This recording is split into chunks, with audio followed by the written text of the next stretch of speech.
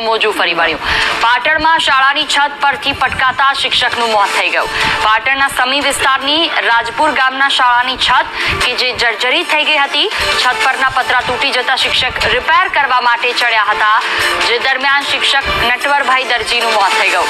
બાળકોનું હિત વિચારનાર શિક્ષકે આમ પોતાનો જીવ ગુમાવ્યો. ત્યારે પ્રશ્ન એ થાય કે હવે આ શિક્ષક નટવરભાઈ દરજીના મોત માટે જવાબદાર કોણ? અનેક વાર રજૂઆત કરવા છતાં જર્જરિત શાળાઓનું સમારકામ કેમ કરવામાં નથી આવતું?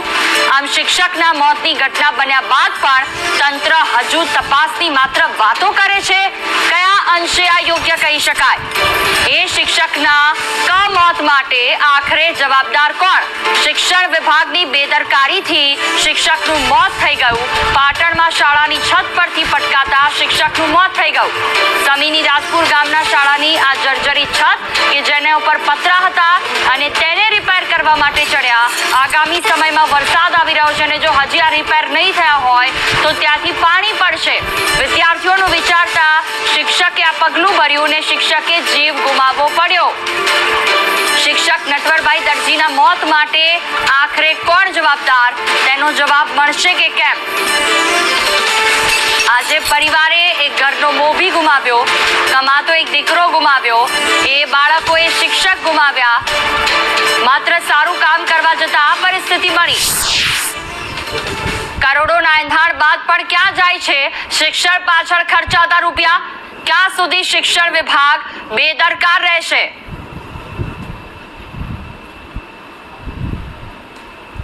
સંદેશ ન્યૂઝના સવાલ: પાટણમાં શાળાનું સમારકામ કેમ નથી થયું? એક તો નાની એવી શાળા, એટલા ક્લાસરૂમ પણ નથી અને જે છે એમાં પણ ઉપર પતરા હતા. હવે આ શિક્ષણના મોત માટે કોણ જવાબદાર? તે પણ સવાલ. તંત્ર પાસે જર્જરી શાળાઓનું લિસ્ટ ઉપલબ્ધ છે. શિક્ષણ વિભાગે પણ વિધાનસભામાં લિસ્ટ આપ્યું હતું. શિક્ષણ પાછળ મોટા ખર્ચા કરવામાં આવે છે તેવી વાત સત્ર દરમિયાન થાય છે. અંદાજપત્ર જ્યારે સામે આવે ત્યારે પણ એવું કહેવાય છે કે અમે શિક્ષણ અને હોસ્પિટલ પાછળ આટલા રૂપિયા ખર્ચીશું, તો શિક્ષણ પાછળના રૂપિયા જાય છે ક્યાં? શિક્ષણ મંત્રી શું આ બાબતને લઈને જવાબ આપશે? જર્જરી શાળાઓનું સમારકામ કેમ કરવામાં નથી આવતું? જે ગામમાં જાઓ ત્યાં પ્રકારની પરિસ્થિતિ હોય છે. કેટલાક ગામમાં તો ભરતી ન થવાને કારણે 1 થી 5 ધોરણના વિદ્યાર્થીઓને એક જ શિક્ષક ભણાવે છે. કેટલીક જગ્યાઓ પર સમારકામ નથી. આ ભદ્રાળા રાજપુરા પ્રાથમિક શાળા છે. શિક્ષક શ્રીનું નામ હતું દરજી નટવરભાઈ વજાભાઈ, જે 24 વર્ષથી અહીં નોકરી કરતા હતા. સ્વભાવ સરળ, શાંત અને શિક્ષણ પ્રત્યે જે અમારું આ કહેવાનું ગણે રવાડ સમાજ છે, ઠાકોર સમાજ છે, એમના જ બાળકો છે અહીં પણ બહુ શિક્ષણ એટલે બહુ સારું, ચોકસાઈભર્યું શિક્ષક, પ્રેમાળ, દયાળુ અને સેવાભાવી વ્યક્તિ હતા. પતરાવાળો જે રૂમ છે ખાલી તપાસ કરવા ઉપર ગયા હતા કે જેના કારણે છત તૂટી જવાથી પતરાઓ 20 ફૂટની હાઈટથી નીચે પડ્યા અને જેનાથી તે અકસ્માત મૃત્યુ પામ્યા. આર્થિક સહાય આપે અને એના પરિવારને રોજગારી આપે, વારસામાં નોકરી મળે, એના માટે હું સરકારશ્રીને વિનંતી કરું છું. અને મારે બીજું એ કહેવું છે કે રાજ્યના શિક્ષણ મંત્રી શ્રીએ ગઈકાલે જે નિવેદન કરેલું કે શિક્ષકને ઉપર ન ચડવાનું હોય અને એમનું શરીર જાડું હતું, આવા વાહિયાત નિવેદનને હું સખત શબ્દોમાં વખોડું છું. અને આજે કોઈ પણ જગ્યાએ શિક્ષકની જગ્યાએ કોઈ પણ મજૂર ચડેલો હોય, કોઈ બાળક ચડેલો હોય, એના સાથે પણ આ દુર્ઘટના થઈ શકે. અંતે તો કોઈની જાન તો જવાની જ હતી આમાં, બરાબર છે. તો મારે આપના માધ્યમથી કહેવું કે ગુજરાતની દરેક જર્જરિત શાળાઓના મકાનના ઓરડાઓ ચેક થાય, એનું યોગ્ય રિપેરિંગ થાય અને એના માટે યોગ્ય પગલાં લેવાય. અને કુટુંબને જે આવી પડેલી આફત માટે સરકારશ્રીને હું વિનંતી કરું છું કે એમને આર્થિક સહાય મળે અને વારસદારને નોકરી મળે. ચોમાસા પૂર્વે અમારા જે રૂમમાં હું ભણાવતી હતી એ જ રૂમમાં વેકેશન પહેલાં અમે બેસાડતા હતા, પછી બાળકો બહાર જ બેસાડતા હતા. વેકેશન ખુલ્લી ત્યારથી બહાર જ બેસાડતા હતા. ને ચોમાસા પૂર્વે સાહેબ કે હું પતરા ઉપર જાઉં અને ચેક કરી આવું, તો ઘેરથી સીડી લાવીને પોતે જાતે ચડ્યા. અમને તો જ્યારે જરૂર પડે ત્યારે જ અમને એ કે કામ, નહીં તો બીજું બધું કામ એ જાતે જ કરતા. કે પહેલાં હું જોઈ લઉં કેવી પરિસ્થિતિ પછી જાણ કરું.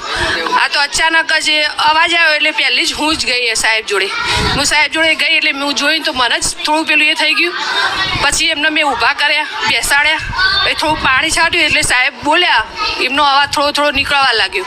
પછી થોડા ઊભા થયા, ઊભા કર્યા પછી મને કે બેન તમે મને એમ કે થોડો ઊભો કરો.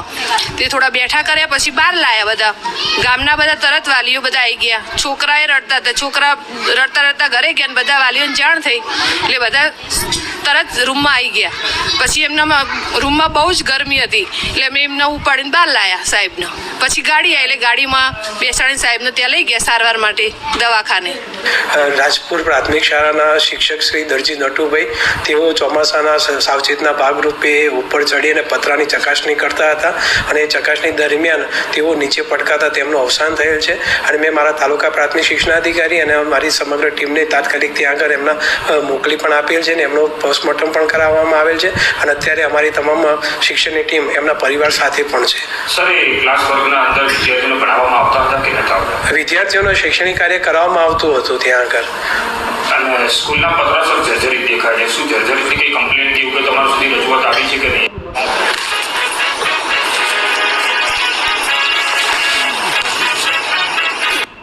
નથી. અને કેમ શિક્ષકને જે પતરા સરખા કરવા ચલાવવું પડે, કોઈ અન્ય વ્યક્તિને બોલાવવામાં ના આવે? ખરેખર આ એક ખૂબ દુઃખદ ઘટના છે કે શિક્ષકે જાતે નહોતું ચડવું જોતું અને એમને કોઈ વ્યક્તિના પાસે બોલાવીને આ કામ કરવાનું જોતું, પણ એમને ના ચડવાના ભાવ છતાંય પણ એ પોતે ચડ્યા અને એમનું અવસાન થયેલ છે. રાજપુર પ્રાથમિક શાળાની અંદર શિક્ષકનું કરુણ મોત થયું છે અને તેની ઘટના સામે આવી છે. બીજા દ્રશ્યો બતાવવા માંગીશ કે રાજપુર પ્રાથમિક શાળાને એક્ઝેટ અડીને આવેલું ક્ષતિગ્રસ્ત આરોગ્ય કેન્દ્ર, અહીંયા પણ છેલ્લા ઘણા સમયથી ગ્રામજનો દ્વારા આ જે ક્ષતિગ્રસ્ત આરોગ્ય કેન્દ્ર છે તેને ઉતારવા માટેની આરોગ્ય વિભાગમાં અનેક રજૂઆતો કરી છે. તેમ છતાં નગરોળ આરોગ્ય તંત્ર આ દિન સુધી આ ક્ષતિગ્રસ્ત આરોગ્ય કેન્દ્ર છે તેને ઉતારવામાં નથી આવ્યું. આ દ્રશ્યો જોઈ શકાય છે કે જે ક્ષતિગ્રસ્ત આરોગ્ય કેન્દ્ર છેલ્લા ઘણા સમયથી બંધ હાલતમાં જોવા મળી રહ્યું છે. પરંતુ તંત્ર ક્યાંક ને ક્યાંક રાહ જોતું હોય કે કોઈ ઘટના ઘટે અને ત્યારબાદ તંત્ર હરકતમાં આવે. પરંતુ સૌથી મહત્વની બાબત છે કે રાજપુર પ્રાથમિક શાળાની અંદર 200 જેટલા જે વિદ્યાર્થીઓ અભ્યાસ કરી રહ્યા છે અને અવારનવાર વિદ્યાર્થીઓ અહીંયા શિક્ષણ કાર્ય માટે સ્કૂલની અંદર આવતા હોય છે અને બાળકો અહીંયા રમતા પણ હોય છે. પરંતુ સૌથી મહત્વની બાબત છે કે આરોગ્ય તંત્ર જે નગરોળ તંત્ર છે તે ઘોર નિંદ્રામાં હોય એ રીતના દ્રશ્યો જોવા મળી રહ્યા છે અને ક્યાંક કોઈ ઘટના સર્જાય તેની રાહ જોઈને આરોગ્ય વિભાગ બેઠવું હોય તેવા દ્રશ્યો ત્યારે જોવા મળી રહ્યા છે. ત્યારે તંત્ર ક્યારે જાગે છે અને જે ક્ષતિગ્રસ્ત આરોગ્ય કેન્દ્ર છે તેને ક્યારે ઉતારે છે તે તો જોવાનું રહ્યું. ભરત પ્રજાપતિ, સંદેશ ન્યૂઝ, પાટણ. શિક્ષકનું કાર્ય છે કે યુવા ધનને શિક્ષણ આપવાનું, પરંતુ મારી પાછળ દ્રશ્યો બતાવવા માંગીશ. સમી તાલુકાનું રાજપુર પ્રાથમિક શાળા છે ત્યાં આગળ મુખ્ય શિક્ષક તરીકે ફરજ બજાવતા નટવરભાઈ દરજી બાળકોના હિત માટે આ જે સીડીના દ્રશ્યો આપણે દેખાય છે તે સીડી પોતાના ઘરેથી લાયા અને આ છતના દ્રશ્યો છે તે છત ઉપર ચડ્યા હતા કે કોઈ પણ જાતનું પતરું જે છે તે ક્ષતિગ્રસ્ત નથી કે કેમ તે ચેક કરવા માટે તેઓ આ પતરા ઉપર ચડ્યા હતા.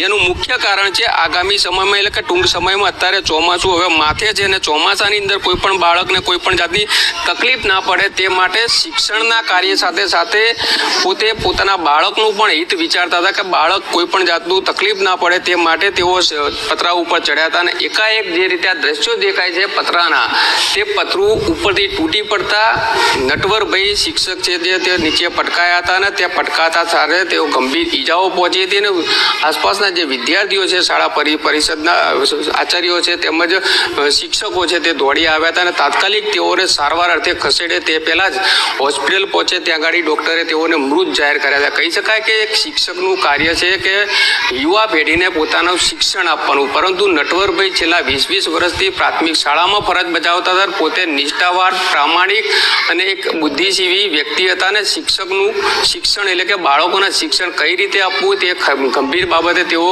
પોતાના બાળકોને શિક્ષણ આપતા હતા. પરંતુ શિક્ષણ આપવાની સાથે સાથે નટવરભાઈએ પોતાના બાળકોનું હિત વિચારીને જે પતરા રિપેરિંગ કરવા માટે ચડ્યા હતા અને તેવા લેવામાં તેઓ પટકાતા તેઓનું મોત થયું છે અને અત્યારે સમગ્ર શાળા પરિવાર તેમજ ગામની અંદર શોકનું મોજું ફરી વળ્યું છે. ભરત પ્રજાપતિ, સંદેશ ન્યૂઝ, પાટણ.